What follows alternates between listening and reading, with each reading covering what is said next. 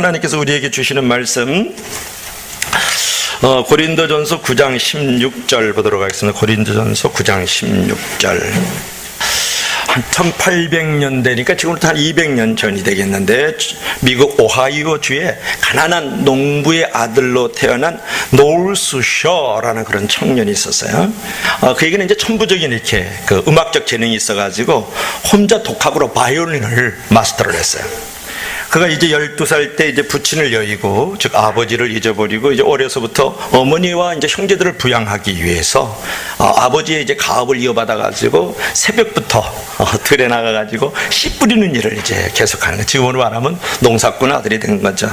하지만 농사 짓는 것만으로는 이제 생계가 해결되지 않으니까 본인이 이제 바이올린을 독학을 해서 배웠잖아요. 그래가지고 이제 파티가 열리는 곳을 이제 찾아다니면서 방문해가지고 이제 바이올린을 연주해 주니까 부업으로 돈이 많이 생기는데, 우리 농사 일을 하는 것보다도 바이올린을 켜는 게 더 돈이 많이 되는 거예요. 이제 그렇게 생계를 이제 꾸려가던 이제 소년 가장은 이제 어느새 이제 20살이 됐어요. 그가 이제 늘 하던 대로 이제 파티에 가서 이제 바이올린을 계속 이렇게 연주하면서 이제 사람들을 막 즐겁게 해주고 있었어요. 그런데 갑자기 돌아가신 아버지가 이제 이렇게 환상 가운데 탁 떠오르는 거예요.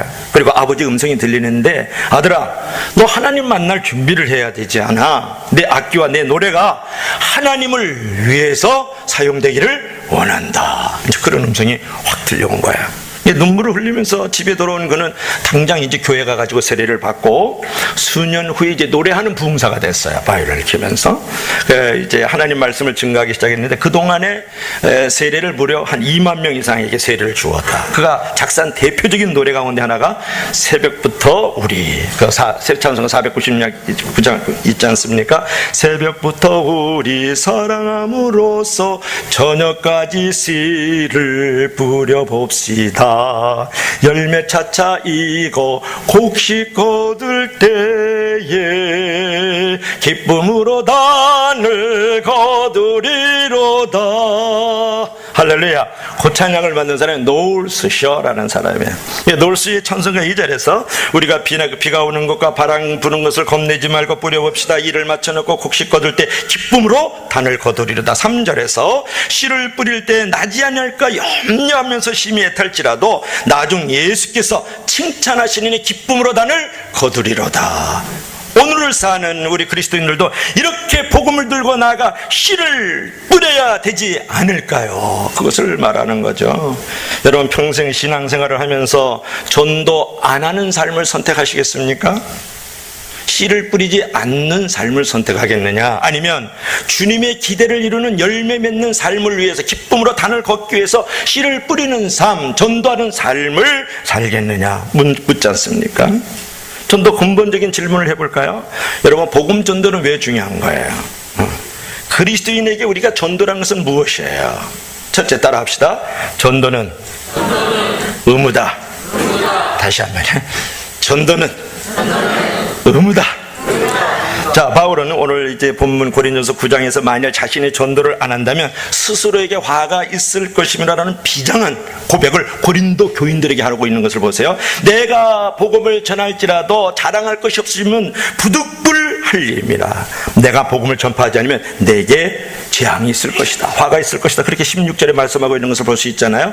여기서 이제 복음 전도를 부득불할림이라고 이렇게 고백을 하고 있거든요. 부득불, 그런 말 잘 안 쓰죠. 부득불이라는 말이 이렇게 들어보면 좀 소극적으로 들리잖아요. 부득불할림이라. 그런데 사실은 이제 어원적으로 보면 나는 그렇게 하지 않을 수 없는 거룩한 부담을 느끼고 있다는 적극적인 말이에요. 부득불할림이다.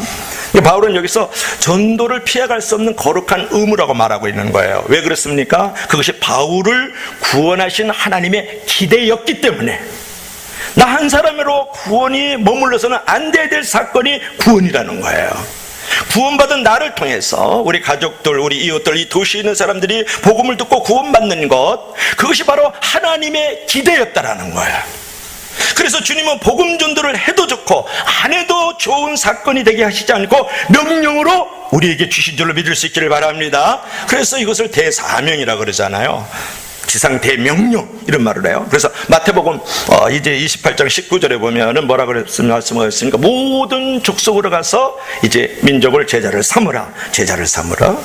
그 다음에 마가복음 16장 15절에 뭐라고 말씀하고 있습니까? 천하 만민에게 복음을 전파하라. 그다음 누가복음 24장 17절에 제사함을 받는 회개가 모든 민족에게 전파될 것이다. 그런 말을 하죠. 요한복음에서 뭐라고 말씀하고 있어요? 아버지께서 나를 보내신 것처럼 나도 너희를 보내노라. 요한복음 20장 21절에 말씀하고 있잖아요. 보내노라. 그리고 우리가 사도행전 1장 8절 너무나도 잘 알죠. 주의 성령이 임하시면 우리가 권능을 받고 예루살렘과 유대와 사마리아 땅끝까지 이르러 내 증인이 되리라. 그러니까 가까운 데서 먼 데까지 증인이 되라. 그렇게 말씀하고 있죠.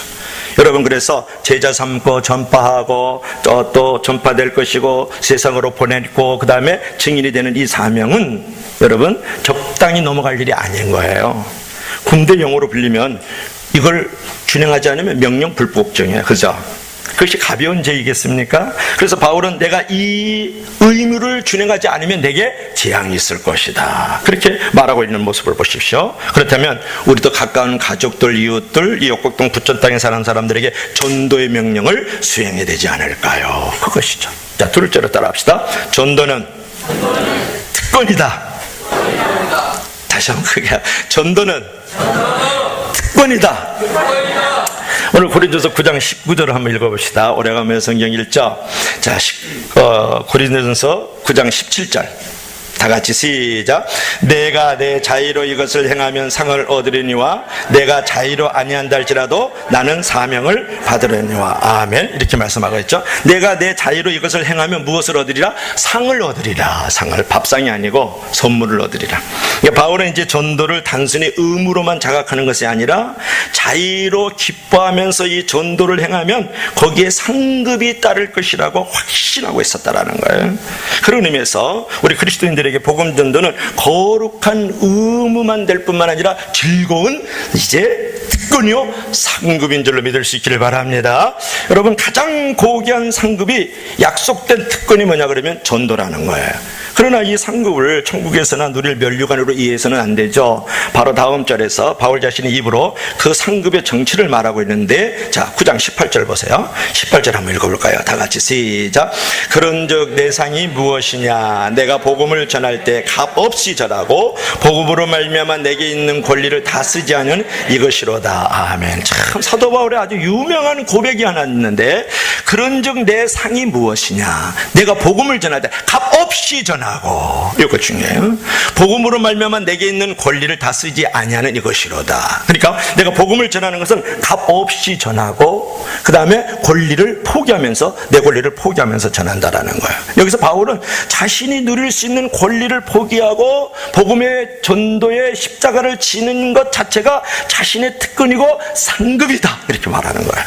그러니까 여러분들이 아주 쉬운 말로 할까요? 교회 와서 막 땀을 뻘뻘 흘리면서 막 휴지도 줍고 또 침 뱉은 것도 걸레로 닦고 줄바 틀린 것도 용을 쓰면서 힘을 쓰면서 이렇게 줄을 맞추는데, 이것이 값없이 내가 이것을 행해야만 돼. 그리고 이것이 나의 특권이고 내가 이렇게 권리를, 내가 지금 누려야 될 권리를 누리지 않고 이곳에 와서 이렇게 힘쓰고 애쓰고 봉사하는 것이, 이 권리를 포기하고 있는 것이 내게 상급이야.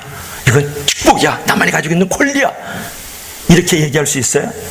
그게 잘 안 되죠. 다들 내 권리 지금 포기하고 여기 앉아서 되게 속상하다. 남들은 다 뭐하고 있는 거야? 텔레비 보고 있고 놀러 가고 낙엽 밟고 있고 말이지. 저쪽 가평계곡 놀러 가고 있는데 나는 청소하고 있어. 막 이런 거 속상해져. 권리를 아직 안 내려놓고 있는 거지. 자기가 이제 값없이 하는 게 아니라 값 있는 존재라고 지금 의식하고 있는 거죠. 그러면 그런 사람하고 이 사도 바울하고의 고백은 다르죠. 사도 바울은 내가 정말 죽을 각오로 하고 힘쓰고 애쓰면서 복음을 전하는데 값없이 전하고, 나는 값 없는 존재라고 생각하고 전한다는 거예요. 그러면서 모든 권리를 내려놓고 복음을 전하고 있다. 그런 것을.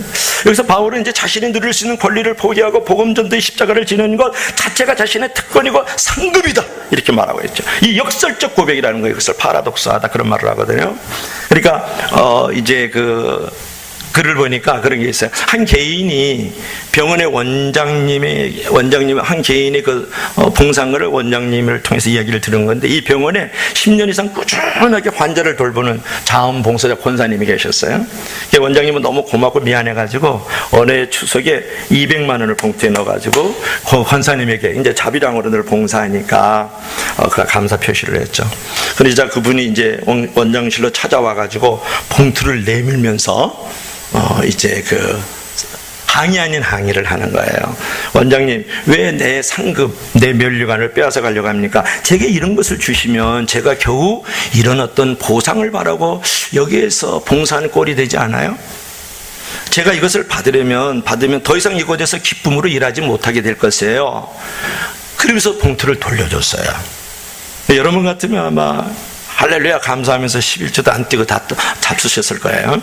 근데 이분은 그랬단 말이에요. 원장님은 이분의 순수한 믿음 앞에서 스스로 부끄러워했다. 이제 이런 것이에요. 여러분, 바울의 고백이 이런 차원의 고백인 것이요. 값없이 일하고 전하고, 그다음 권리를 내려놓고 전하고 일하고, 이제 이런 모습을 여기서 볼 수 있는 거죠. 바울에게 전도 그 자체가 즐거움이었고 감사였다라는 거예요. 여기에 보상을 받으면, 누군가 여기서 인정하고 칭찬하는 일이 우리 가운데 있다 그러면 내가 나만이 들고 있는 그 특권을 빼앗긴다고 생각한 거예요. 그 즐거움을 앗아간다고 생각하고, 하늘에서 정말 하나님께서 마지막 날 우리에게 주실 보상을 훔쳐간다고 생각한 거예요. 참 대단한 고백이잖아요. 그죠? 값없이 전하고 권리를 포기하고 전하는 이것이 나의 특권이고 상급이다. 이런 고백. 이런 고백하는 사람 한 사람 만나길 주 이름으로 축원합니다. 그런 사람을 만나고 싶어요. 여러분, 바울에게 전도는 즐거운 특권이에요. 이것을 이제 전도를 해본 사람이 알 수 있고 이해할 수 있는 고백인 것이죠. 믿을 수 있으면 다 같이 아멘. 전도를 해보면 알아요. 자, 세 번째로 따라서 전도는 사명이다. 자, 오늘 17절 읽었는데요. 내가 내 자의로 이것을 행하면 상을 얻으려니와 내가 자의로 아니한다 할지라도 나는 사명을 받았노라. 사명을. 그러니까 바울은 이제 자의의로 자원하는 즐거움으로 전도하고 있지만, 때로 이런 즐거운 마음이 동반되지 않는다 해도 전도는 여전히 포기할 수 없는 나의 사명이다. 그렇게 이제 고백을 하고 있어요. 여기서 이제 사명이란 말이 중요한데요. 사명은 이제 죽으면서까지도 그 명령을 준행하는 게 사명이에요, 사실은. 그렇지만 집 주인이 이제 믿을 만한 이제 청지기에게 집안일을 맡길 때 쓰는 말이 뭐냐 그러면 사명이라는 단어예요. 그러니까 바울은 전도를 하나님이 나를 신임하셔서 하나님의 가족, 하나님의 백성이 된 나에게 맡기신 특별한 가업으로 내게 주셨다는 의미로 이 사명이라는 단어를 썼다는 것이 중요하죠. 그렇습니다. 전도의 가업은 하나님이 천사에게도 맡기지 아니한 특별한 사명이에요. 특별한 사명. 오직 그분의 자녀들에게만, 그분의 백성들에게만 맡겨주신 놀라운 가업인 줄로 믿을 수 있기를 바랍니다. 이제 새 찬송가 508장에 보면은 우리가 지금은 나그네 되어도 그런 찬양이 있어요. 그래서 주 내게 부탁하신 일 천사도 흠모하겠네. 화목케 하라신 구주의 말씀을 온 세상에 널리 전하세요. 그런 내용이 있어요. 그런데 이 찬송을 지은 사람이 누구냐 그러면 엘라이자 카셀이라는 그런 사람인데 원래 의사였어요. 의사. 그런 성공적인 의사요. 평신도 지도자로서 자신의 직업의 장에서 모범적인 삶을 살고 있었어요. 그런데 교회도 아주 충성된 사람이었어요. 그리고 그가 출석하던 네브라스카 주의 한 침례교회에서 아주 모범적으로 잘 봉사를 하고 특별히 전도에 대한 사명을 느껴가지고 병원에서 오는 많은 환자들을 전도를 했는데, 언제 어디서나 자신의 삶의 이유, 존재의 이유는 복음 전도다. 그렇게 생각해서 모든 가치 우선순위를 전도에다가 뒀다고 해요. 선교에다가. 어느 날 이제 그는 돈 버는 것보다도 전도하는 것이 그렇게도 좋냐? 질문을 받고 이렇게 대답을 해요. 그럼요. 결국 우리는 이 땅에서 나그네 아닙니까? 나그네 인생에서 영혼 구원보다 더 가치 있고 고귀한 일이 어디에 있겠어요? 천사도 흠모하는 일인데요. 이런 말을 해요. 옆에 있던 그의 아내가 그 말을 들었어요. 천사도 흠모하는 일이다. 그 말이 이제 감동을 받았어요. 그래서 집에 돌아서 남편에게 하는 말이 그 말을 실었으면 자신이 작곡하겠다고. 그 아내는 원래 음악 전공자였거든요. 이 부부의 고백으로 탄생한 찬송이 바로 우리가 지금은 나그네 되어도 그런 것을. 그런데 그게 나이 이제 60세를 넘으면서 이렇게 부분적으로 전도하는 게 너무 안 좋은 거예요. 그래서 파트타임에서 풀타임으로 내가 전적으로 사역을 해야 되겠다. 이제 복음을 전하고 싶은 그런 마음이 들었어요. 그래서 의사를 내려놓고 목사로. 그죠? 하여튼 사자인데 하다못해 이발사라도 하길 주이름으로 축원합니다. 이발사라도 해야 돼. 그래서 사자를 내려놨어요. 그 불타는 마음을 견디지 못해서 마침내 이제 목회 헌신하게 되는데, 그러다 보니까 뭐 목사가 되면 뭐 더 이상 돈도 못 벌고 인간적인 대접도 못 받고 동네 사람과 손가락질 받으면 네 하나님이 어디 있느냐 이런 소리 들으면서 이렇게 살았지만 너무 기쁘고 감사했어요. 그렇죠?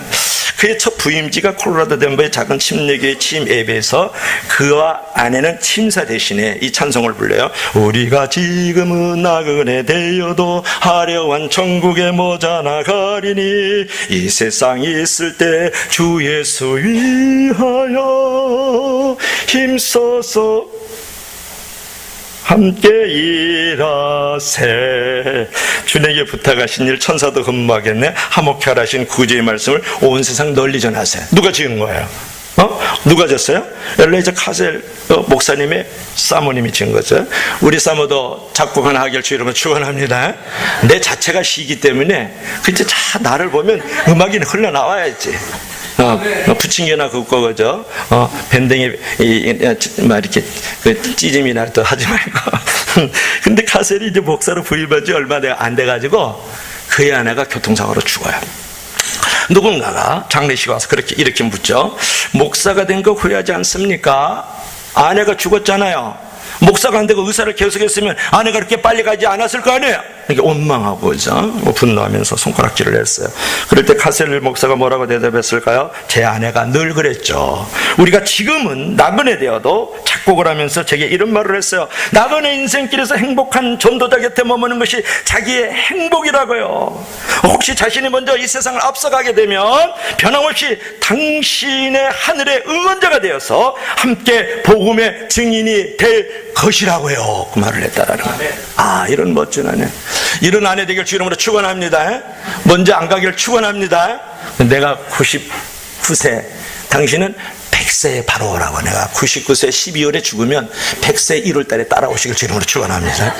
나 일찍 죽는 건 원치 않아요. 선교사로 한 20-30년은 내가 밀림에 들어가야 되고 도시에 들어가야 되기를 원하는 거니까.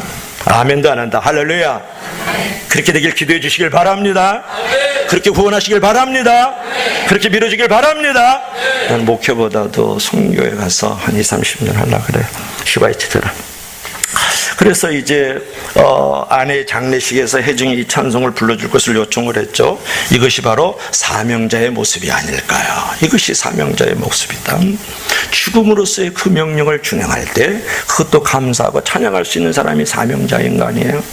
그런데 마지막으로 여러분 보세요. 사랑하는 예수님께서 사명을 생각하는 아주 멋진 러브 스토리를 우리 가운데 얘기해 준 것이 있어요. 누가복음 16장 19절부터 30절의 말씀인데 무슨 내용일까요? 한 부자가 있는데 자색옷과 고운 베옷을 입었어요. 날마다 호화롭게 즐기고 있었어요. 그런데 그 부자 집에 그 문간에 한 거지가 있는데 헌대투성이에요. 지금으로 하면 아주 중증 피부 질병이 걸린 거예요.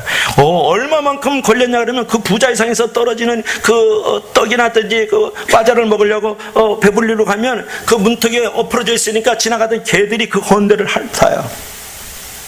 이에 그 거지가 죽어서 천사들에게 받들려 천국인 아브라함의 품에 올라가고요. 부자도 죽었어요. 지옥의 음부에 떨어졌어요. 죽음은 모두에게 공평한 것이죠.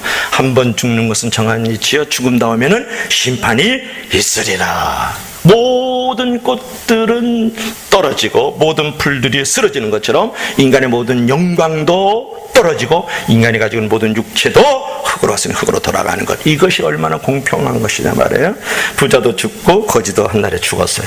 그가 이제 지옥에서 그 음부에서 고통 중에 불꽃 가운데 이제 고통 중에 바라보니까 천국에서 그 아브라함의 품에 나사로가 있는 거예요. 나사로가 아주 화나면서 피부병도 싹 없어지고 목사님처럼 피부도 아주 곱고 아주 지상 최대 멋있는 모습을 아브라함에서 보면서 자유롭고 편안하게 딱 누워있는데 그것을 바라보면서 이 부자가 하는 말을 들어보세요. 아버지 아브라함이여 나를 불쌍히 여기소서 그 나사로를 보내가지고 물 한 방울을 찍어서 내 혀를 서늘하게 하여 주시옵소서. 그러면서 이 불꽃 가운데 내가 고민하나이다 괴로워하나이다 그런 말을 하잖아요. 그러니까 안 된다는 거예요. 이제는 끝났어. 죽음 다음에는 끝난 거다. 그러니까 이제 이 부자가 한 번 더 요청을 해요. 여기에 큰 사명이 있어요. 내 형제가 5명이 있습니다. 그러니 그들에게 증언하도록, 그들에게 전도하도록, 그들로 이 고통받는 이 불꽃 가운데 고민하는 곳에 죽을래야 죽을 수 없고 나올래야 나올 수 없고 이제 구더기도 죽지 않고 불도 꺼지지 않고 불과 여왕이 타는 못해서 영원토록 형벌을 받아야 될 이곳에 오지 않도록 그들에게 증언하여 이 고통받는 곳에 오지 않도록 하여 주시옵소서. 그렇게 간청하는 모습이 누가복음 16장 19절부터 30절에 나온다. 성경 읽어보기를 주 이름으로 축원합니다. 맨날 데모하는 거 이제 그만 봐요. 이제 데모하는 것만 보고. 여러분, 예수님께서 말씀하신 부자와 거지 나사로의 이야기는 우리에게 무엇을 말해주는 것이냐 그런 말이에요. 여기 엄청난 사명을 우리에게 말씀하고 있거든요. 톨스토이가 이런 말을 했어요. 인생이라는 것은 대합실에서 기차를 기다리는 사람들과 같다. 함께 있지만 대합실에 어떤 사람은 지옥이라는 열차를 기다리고 있고 어떤 사람은 천국을 가는 열차를 기다리고 있다 그랬어요. 러시아의 대부분 톨스토이가 그랬으면 그런 줄 알아야지. 그렇지 않아요? 그죠? 지금 우리 동네에는 지옥으로 가는 열차를 기다리고 있는 사람들, 천국으로 가는 기차를 기다리고 있는 사람들로 쫙 갈라지고 있는 거지. 여러분, 우리에게 천국과 지옥의 갈림길에서 선택을 해야 되는 것입니다. 천국을 선택해서 여러분들이 이제 천국 가는 기차를 이미 올라탔어요. 그죠? 돈으로도 못 가요, 명예로도 못 가요, 힘으로도 못 가요, 벼슬로도 못 가요, 건강에도 못 가요, 얼굴 잘생겨도 못 가요, 성적 올라가도 못 가요, 아멘 할 때까지 하여튼 목사님처럼 잘생겨도 못 가요. 못 가는데 예수 그리스도를 믿음으로 여러분이 제사 받고 영생을 해서 천국에 올라가는 구원 열차를 탔다고요. 그걸로 끝났을까요? 그거예요. 그걸로 끝났느냐? 우리의 선택이 그겁니까? 아니죠. 우리는 전도자로서의 신앙생활을 선택해서 지옥 갈 영혼을 인도해야 된다는 것이죠. 천국을 올라가야 될 기차를 못 타고 지옥 갈 기차를 타가지고 불과 유황못에 떨어지고 구더기도 죽지 않고 도망날 수 없고 불꽃 가운데 고통하는, 여기서 여러분 누가복음 16장 19절부터 30절에 보면 고민이라는 단어가 4번이나 나와요. 그 짧은 기절 안에 불꽃 가운데 고민하고 있다. 영원히 돌아올 수 없는 고통의 음부의 자리에서 지옥의 자리에 머물고 있는 영혼들이 지옥 열차를 타면 끌어내야 되잖아요. 아멘. 여러분의 자식들을 끌어내야 되잖아요 지금. 아멘. 여러분의 부모들을 끌어내야 되잖아요 지금. 아멘. 여러분의 사업자에 있는 사람을 끌어내야 되잖아요. 아멘. 여러분의 친구 이웃국에 있는 사람을 끌어내야 되잖아요 지금. 아멘. 끌어내야 되잖아요. 아멘. 천국 열차를 태워야 되지 않아요? 그런 긴박한 하나님의 음성이 들리지 않습니까? 물 한 방울을 찍어 내 혀를 서늘하게 해달라는 이 부자의 그 음성이 돈으로도 벼슬로도 권력으로도 천국을 살 수 없는 거잖아요. 올라갈 수 없는 것은.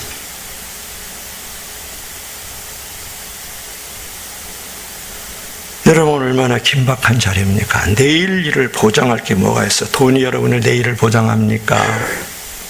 권력이 내일을 보장합니까? 보십시오.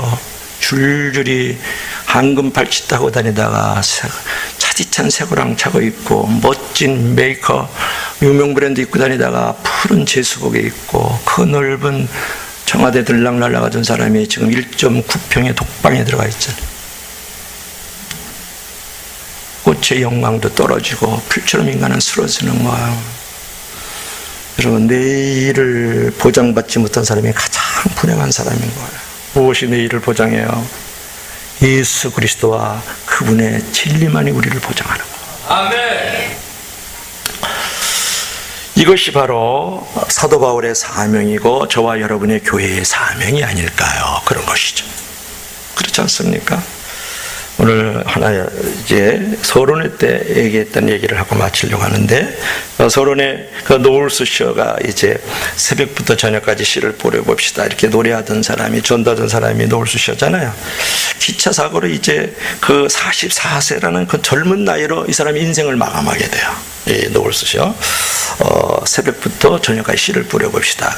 마지막으로 그가 숨을 거두기 전에 그가 마지막으로 한 말이 유명한 말이에요. 이 땅에서 사람들을 그리스도의 십자가 앞으로 인도하는 것보다 더 위대한 것은 없다 하는 유명한 말이에요. 이런 고백의 진정성이, 긴박성이 우리 가운데 있어야 되지 않겠습니까? 교회는 여러분 전도하는 자를 찾고 있습니다. 예수님은 전도하는 자를 찾고 있습니다. 기도합시다.